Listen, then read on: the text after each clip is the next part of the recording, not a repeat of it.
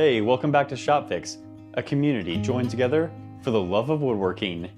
I've installed acoustic sound paneling on the ceiling to get way better audio in here. And so in this video, I'm going to show you the details and how I designed them. Let's get right into this.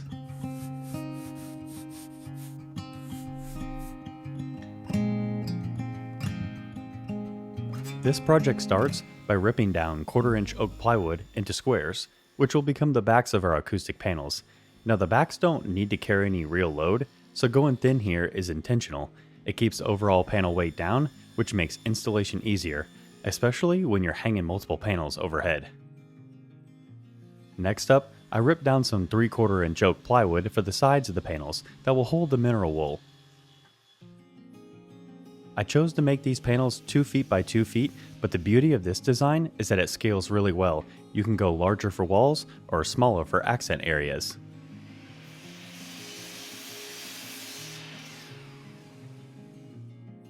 Before assembling anything, I rounded over the top edges of the side pieces. Every edge that will come into contact with fabric needs to be softened so it doesn't tear when we stretch and staple it. For assembly, I kept it simple and efficient. A bead of wood glue, edges lined out square and flush, and then brad nails to lock everything in place. Once the box is assembled, I apply a thin bead of glue along the outer top edge, then set the back panel onto the non-routed side. After carefully positioning it, I drive brads around the entire perimeter. If anything is slightly proud, a flush trim bit makes quick work of it, but taking your time on alignment usually eliminates that step altogether.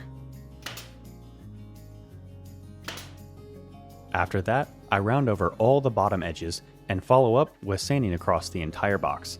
These softened edges are absolutely critical for the fabric wrap. Now it's time to drill out the holes in the backs. These holes allow sound waves to pass through the panel and be absorbed by the mineral wool instead of bouncing back into the room. Use a hole size between 1.5 and 2.5 inches.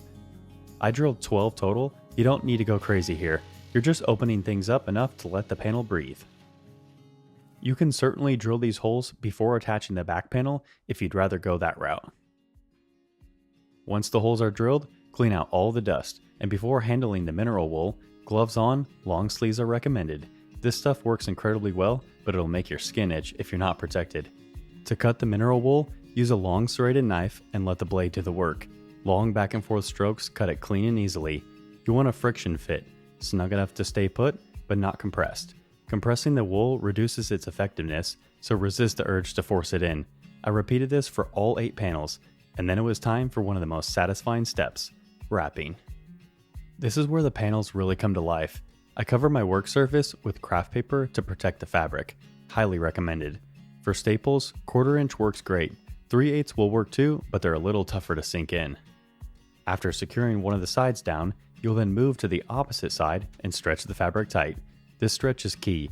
It removes all those shipping creases and prevents sagging later on. Once those 2 sides are locked in, trim off the excess fabric, secure the rest of your staples, and then you can move on to the other ends. This process is much like wrapping a gift. You want to start by folding the ends inward and securing those tight so your corner is clean. Then once both corners are folded inwards and wrapped tightly, all you need to do is pull tight and fold it straight over the top and secure it to the back panel. The more you stretch as you staple, the cleaner look you'll get in the end. You'll simply repeat the same end folding technique on the other side to finish up the wrap. Now onto the face frames. No matter what wood you choose here, pre-finish it before installation. Once these boards go on, there's no clean way to finish them without risking damaging the fabric. I started this process by attaching a thin frame around the entire perimeter.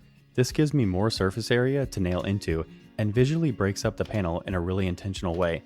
I actually mocked up a full wood wrap version using AI and it felt kind of bulky. Leaving a bit of black fabric exposed gives the panels a floating, architectural feel that I absolutely love. With the frame now in place, I started attaching on the slats. To get perfect spacing, I calculated the total available space, subtracted the slat widths, and divided by the number of gaps.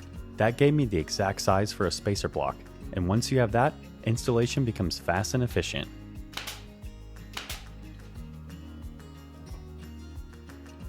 For hanging, I needed the hooks spaced 16 inches apart to match the ceiling studs.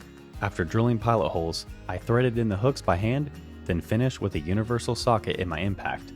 To keep every panel the same distance off the ceiling, I marked each hook depth with a Sharpie before installing them, and then verified that measurement with a square before hanging them all up. After locating and marking the stud locations on the ceiling, I was able to drive in some larger hooks into the studs using my universal socket wrench. Afterwards, I double checked that they were all the correct depth, just like I did with the smaller hooks. Once everything checked out, I was able to hang up the first panel. From here, the process was very repeatable. Laying out the precise grid on the ceiling took some time, but once it was dialed in, installation was very smooth. Seeing these panels get hung up was incredibly satisfying.